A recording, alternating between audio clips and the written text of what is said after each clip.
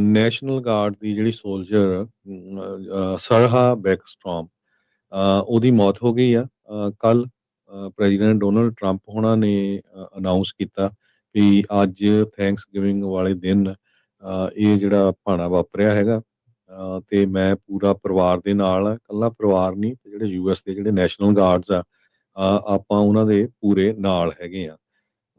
ਤੇ ਉਹਨਾਂ ਨੇ ਯੂਐਸ ਟਰੂਪਸ ਨੂੰ ਉਹ ਕਿਹਾ ਆ ਵੀ ਪੂਰੀ ਜਿਹੜੀ ਟਰੰਪ ਐਡਮਿਨਿਸਟ੍ਰੇਸ਼ਨ ਆ ਤੁਹਾਡਾ ਸਾਥ ਦਊਗਾ ਤੇ ਅਸੀਂ ਜਿਹੜੇ ਪਰਿਵਾਰ ਦਾ ਜਿਹੜੇ ਇਸ ਦੁੱਖ ਦੇ ਵਿੱਚ ਭਾਈਵਾਲ ਹੈਗੇ ਆ। ਸਰਾ ਬੈਕਸਟਰੋਮ ਵੈਸਟ ਵਰਜੀਨੀਆ ਤੋਂ ਸੀ।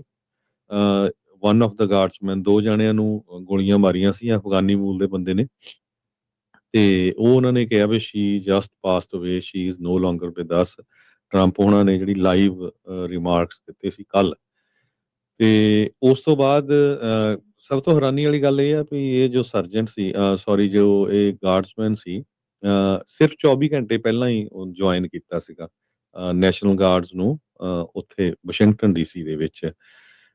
ਤੇ ਜਿਹੜਾ ਸਟਾਫ ਸਰਜਨ ਐਂਡਰਿਊ ਵੋਲਫ ਆ 24 ਸਾਲਾਂ ਦਾ, ਉਹਦੇ ਬਾਰੇ ਵੀ ਟਰੰਪ ਉਹਨਾਂ ਨੇ ਕਿਹਾ ਵੀ ਉਹ ਆਪਣੀ ਜ਼ਿੰਦਗੀ ਦੇ ਲਈ ਫਾਈਟ ਕਰ ਰਿਹਾ ਹੈਗਾ। ਜੋ ਅਸੈਸਨ ਸੀ ਰਹਿਮਾਨੁੱਲਾ ਲਕਨਵਾਲ 29 ਸਾਲਾਂ ਦਾ ਹੈ। ਤੇ ਉਹ ਵਾਸ਼ਿੰਗਟਨ ਦਾ ਰਹਿਣ ਵਾਲਾ, ਵਾਸ਼ਿੰਗਟਨ ਤੋਂ ਡਰਾਈਵ ਕਰਕੇ ਵਾਸ਼ਿੰਗਟਨ ਸਟੇਟ ਜਿਹੜੀ ਆ ਉਹ ਤੋਂ ਡਰਾਈਵ ਕਰਕੇ ਵਾਸ਼ਿੰਗਟਨ ਡੀਸੀ ਗਿਆ। ਤੇ ਉਸ ਸੰਬੰਧ ਦੇ ਵਿੱਚ ਜੋ FBI ਦੇ ਡਾਇਰੈਕਟਰ ਹੈਗੇ ਆ ਪਟੇਲ, ਉਹਨਾਂ ਨੇ ਇਹ ਕਿਹਾ ਵੀ ਅਸੀਂ ਹਰ ਇੱਕ ਉਹਦਾ ਜਿਹੜਾ ਸਾਥੀ ਜਿੱਥੇ ਉਹ ਰਹਿੰਦਾ ਸੀ, ਉਹਦਾ ਰਿਸ਼ਤੇਦਾਰ ਜਿੱਥੇ ਜਿੱਥੇ ਕਾਲ ਗਈ ਆ, ਪੂਰੀ ਜਿਹੜੀ ਇਨਵੈਸਟੀਗੇਸ਼ਨ ਕਰ ਰਹੇ ਹੈਗੇ ਆ। ਸੋ ਉਹ ਉਸ ਨੂੰ ਫਸਟ ਡਿਗਰੀ ਮਰਡਰ ਦੇ ਵਿੱਚ ਚਾਰਜ ਕੀਤਾ ਗਿਆ ਹੈਗਾ। ਪੁਆਇੰਟ ਬਲੈਂਕ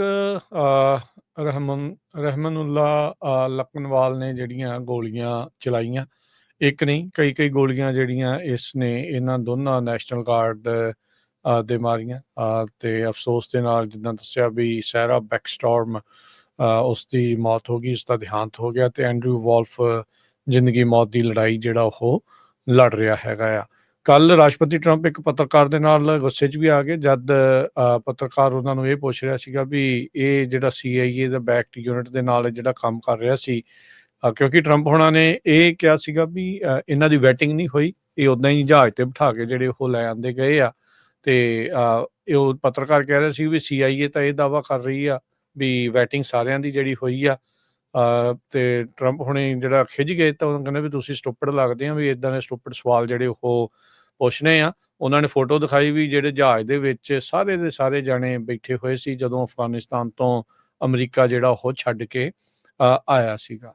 ਸੋ ਸੈਵਿਜ ਮੌਨਸਟਰ ਜਿਹੜਾ ਲਕਨਵਾਲ ਆ ਉਸਨੂੰ ਟਰੰਪ ਹੋਣਾ ਨੇ ਆਖਿਆ CIA ਦੇ ਯੂਨਿਟ ਦੇ ਲਈ ਅਫਗਾਨਿਸਤਾਨ 'ਚ ਇਹ ਕੰਮ ਕਰਦਾ ਰਿਹਾ। 2021 'ਚ ਆਉਣ ਤੋਂ ਪਹਿਲਾਂ ਜਿਹੜਾ ਰੀਸੈਟਲਮੈਂਟ ਪ੍ਰੋਗਰਾਮ ਪਿਛਲੇ ਪ੍ਰਸ਼ਾਸਨ ਨੇ ਚਲਾਇਆ ਸੀ ਉਸ ਦੇ ਅਧੀਨ US ਨੇ ਜਿਸ ਤਰੀਕੇ ਦੇ ਨਾਲ ਉੱਥੋਂ ਵਿਡਰੋ ਕੀਤਾ ਸੀਗਾ, ਉਹ ਵੀਡੀਓਜ਼ ਸਾਰਿਆਂ ਨੇ ਜਿਹੜੀਆਂ ਦੇਖੀਆਂ ਕਿੱਦਾਂ ਜਹਾਜ਼ਾਂ ਦੇ ਨਾਲ ਲੋਕ ਲਮਕ ਰਹੇ ਸੀ, ਜਹਾਜ਼ਾਂ ਦੇ ਪਿੱਛੇ ਜਿਹੜੇ ਉਹ ਭੱਜ ਰਹੇ ਸੀਗੇ ਕਈਆਂ ਦੀ, ਤੇ ਉੱਥੇ ਇਸੇ ਤਰੀਕੇ ਦੇ ਨਾਲ ਮੌਤ ਵੀ ਜਿਹੜੀ ਉਹ ਹੋਈ।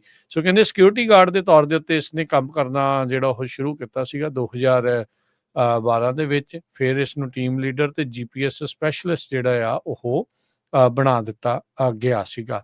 ਇਹ ਪਲਾਟੂਨ ਲੀਡਰ ਵੀ ਜਿਹੜਾ ਉਹ ਟੀਮ ਲੀਡਰ ਸੀਗਾ ਤੇ ਉਹਦਾ ਭਰਾ ਜਿਹੜਾ ਪਲਾਟੂਨ ਲੀਡਰ ਜਿਹੜਾ ਉੱਥੇ ਕੰਮ ਕਰਦਾ ਸੀ, ਇਹ ਸਾਬਕਾ ਜਿਹੜਾ ਇੱਕ ਅਧਿਕਾਰੀ ਆ ਉਸ ਯੂਨਿਟ ਦੇ ਵਿੱਚ ਕੰਮ ਕਰਦਾ, ਉਸਨੇ ਜਿਹੜਾ ਉਹ ਦੱਸਿਆ ਹੈਗਾ ਆ।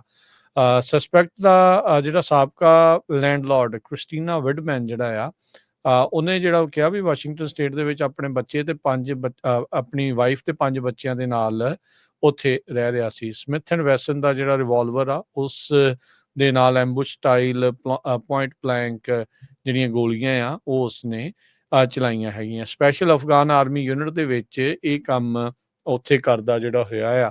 ਅਫਗਾਨਿਸਤਾਨ ਦੇ ਜਿਹੜੇ ਈਸਟਰਨ ਪੂਰਬੀ ਇਲਾਕੇ ਦੇ ਵਿੱਚ ਇਹ ਰਹਿਣ ਵਾਲਾ ਸੀਗਾ।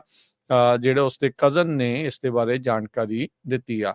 FBI ਦੇ ਡਾਇਰੈਕਟਰ ਕੈਸ਼ ਪਟੇਲ ਉਹਨਾਂ ਨਿਊਜ਼ ਕਾਨਫਰੰਸ ਦੇ ਵਿੱਚ ਜਿਹੜਾ ਉਹ ਦੱਸਿਆ ਵੀ ਇਸ ਸ਼ੂਟਿੰਗ ਨੂੰ ਐਕਟ ਆਫ ਟੈਰਰਿਜ਼ਮ ਦੇ ਤੌਰ ਦੇ ਉੱਤੇ ਇਨਵੈਸਟੀਗੇਟ ਕੀਤਾ ਜਾ ਰਿਹਾ ਹੈਗਾ। ਲਾ ਐਨਫੋਰਸਮੈਂਟ ਏਜੰਸੀਜ਼ ਨੇ ਜਿਹੜੇ ਸਰਚ ਵਾਰੰਟ ਆ ਉਸਦੇ ਘਰੇ ਤੇ ਸੈਨ ਡਿਏਗੋ ਦੇ ਵਿੱਚ 2 ਥਾਵਾਂ ਦੇ ਉੱਤੇ ਇਹਨਾਂ ਨੇ ਐਗਜ਼ੀਕਿਊਟ ਕੀਤੇ ਆ। ਕੱਲ੍ਹ ਵੀ ਕਹਿ ਰਹੇ ਸੀਗੇ ਵੀ ਨੇਸ਼ਨ ਵਾਈਡ ਮਲਟੀਪਲ ਜਿਹੜੇ ਸਰਚ ਵਾਰੰਟਸ ਆ ਉਹ ਇਕੱਠੇ ਐਗਜ਼ੀਕਿਊਟ ਕੀਤੇ ਜਿਹੜੇ ਉਹ ਜਾ ਰਹੇ ਹੈਗੇ ਆ। ਅਮਰੀਕਾ ਦੇ ਵਿੱਚ ਮਾਸ ਸ਼ੂਟਿੰਗਸ ਜਿਹੜੀ ਆ ਉਹ ਕੋਈ ਨਵੀਂ ਗੱਲ ਨਹੀਂ ਆ। ਪਹਿਲਾਂ ਵੀ ਆਪਾਂ ਦੇਖਿਆ ਵੀ ਐਂਬੁਸ਼ ਸਟਾਈਲ ਜਿਹੜੇ ਆਰਮੀ ਵਾਲੇ ਜਾਂ ਲਾ ਐਨਫੋਰਸਮੈਂਟ ਵਾਲਿਆਂ ਦੇ ਉੱਤੇ ਪਹਿਲਾਂ ਵੀ ਇੱਦਾਂ ਦੇ ਹਮਲੇ ਹੋ ਚੁੱਕੇ ਆ ਤੇ ਅਫਸੋਸ ਦੇ ਨਾਲ ਕਈ ਲਾ ਐਨਫੋਰਸਮੈਂਟ ਵਾਲੇ ਇੱਦਾਂ ਐਂਬੁਸ਼ ਸਟਾਈਲ ਗੋਲੀਕਾਂਡ ਦੇ ਵਿੱਚ ਉਹਨਾਂ ਦੀਆਂ ਜਾਨਾਂ ਜਿਹੜੀਆਂ ਉਹ ਜਾ ਚੁੱਕੀਆਂ ਹੈਗੀਆਂ ਆ। ਇਨਵੈਸਟੀਗੇਟਰਸ ਹਾਲ ਦੀ ਘੜੀ ਮੁੱਢਲੇ ਤੌਰ ਤੇ ਇਹ ਮੰਨ ਰਹੇ ਆ ਵੀ ਇਹਨੇ ਇਕੱਲੇ ਨੇ ਹੀ ਇਸ ਗੋਲੀਕਾਂਡ ਨੂੰ ਅੰਜਾਮ ਦਿੱਤਾ ਹੈਗਾ ਆ। ਰੀਸੈਟਲਮੈਂਟ ਪ੍ਰੋਗਰਾਮ ਦੇ ਤਹਿਤ ਤਕਰੀਬਨ 76,000 ਅਫਗਾਨੀ ਜਿਹੜੇ ਆ ਉਹ ਅਮਰੀਕਾ ਦੇ ਵਿੱਚ ਆਏ ਹੈਗੇ ਆ, ਜੋ ਕਿ ਯੂਐਸ ਦੀਆਂ ਟਰੂਪਸ, ਡਿਪਲੋਮੈਟਸ ਦੇ ਨਾਲ ਇੰਟਰਪ੍ਰੇਟਰਸ, ਟਰਾਂਸਲੇਟਰਸ ਦੀਆਂ CIA ਦੇ ਲਈ ਉੱਥੇ ਕੰਮ ਕਰਦੇ ਰਹੇ ਹੈਗੇ ਆ।